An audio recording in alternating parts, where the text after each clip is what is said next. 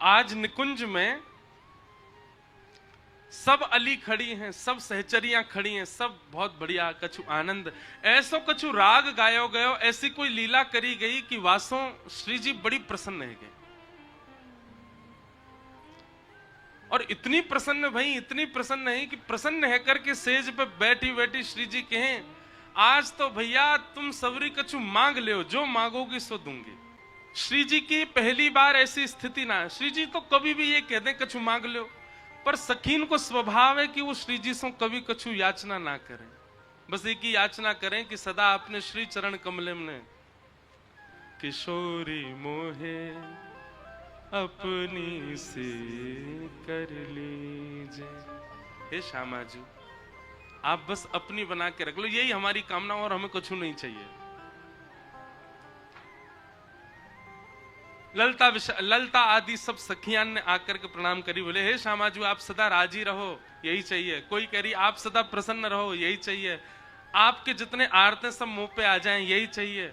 आप सदा निकुंज में विराजमान रहो, ऐसे ही प्रसन्न बढ़ते रहो, आपको मोद प्रमोद नित प्रति बढ़ते रहो, यही चाहिए। विशाखा जी की बारी आई। विशाखा जी सामने आकर के बैठ गए। मांगो विशाखा, कहा चाहिए? बोले मांग लो। बोले हाँ। मुकरोगी तो नहीं? बोले नहीं। बोले वचन दो, जो मांगूंगी सो दोगी। श्री जी बोले देंगे। बोले आपके बगल में जो श्याम सुंदर बैठे हैं, इनको हाथ पकड़ करके मेरे हाथ में दे दे, और ये सदा के लिए मेरे है जाएं, ऐसी कृपा मुंह पे कर दो। ये बात सुनकर के निकुंज की जितनी सखियां सब आश्चर्य में पड़ गईं, सब विशाखा जी को देखने लगी। ललता जी कहने लगी, अरे जी तू कहा कह रही? बोले आज बोलन दो मुक्कू, हर बार मैंने आप सबन की बात मानी, हर बार श्री जी के सामने नतमस्तक रही हूं, पर आज मैं अपने हृदय को उद्गार प्रकट कर रही हूं। निकुंज नायक को हाथ पकड़ करके मेरे हाथ में दे दो, और सदा के लिए ये मेरे ही रहें, ऐसा वरदान श्री जी मुंह को दे दो। श्री जी स्तब्ध हो गए, तुरंत अपने आसन से खड़ी है गई, और बगल में विराज रहे श्याम सुंदर भी अपना हाथ खींच रहे हैं। और विशाखा जी से कहने, अरे विशाखा जी ये सब करवे की थोड़ी कही मैंने, जी कहा कर रही हो आप? विशाखा जी बोली, तुम शांत रहो, तुम्हारी बात ना जी, मैं अपने मन के भाव कह रही हूं।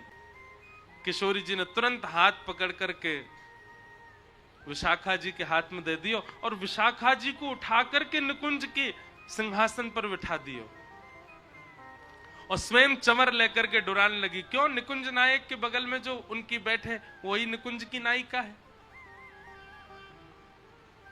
ये दृश्य देख करके, यह छवि देख करके सब सखियां रुदन करने लगी। अरे विशाखा जी तू कैसी लीला कर रही है? तू कहां कर रही है? तू स्वामिनी जी को श्रम दे रही है। सब बोलते रहे, पर विशाखा जी तुरंत बैठ गई ठाकुर जी को हाथ पकड़ के, और जैसे सिंहासन पर बैठी, सिंहासन पर बैठ करके श्री जी की अदा में विशाखा जी बोल रही हैं, आज मैं अति प्रसन्न हूं, निकुंज की सब सखीन को कछु देनो चाहूं। सब सखियां नंबर से आ रही हैं, विशाखा जी सबको कछु ना कछु प्रदान करती जा रही हैं।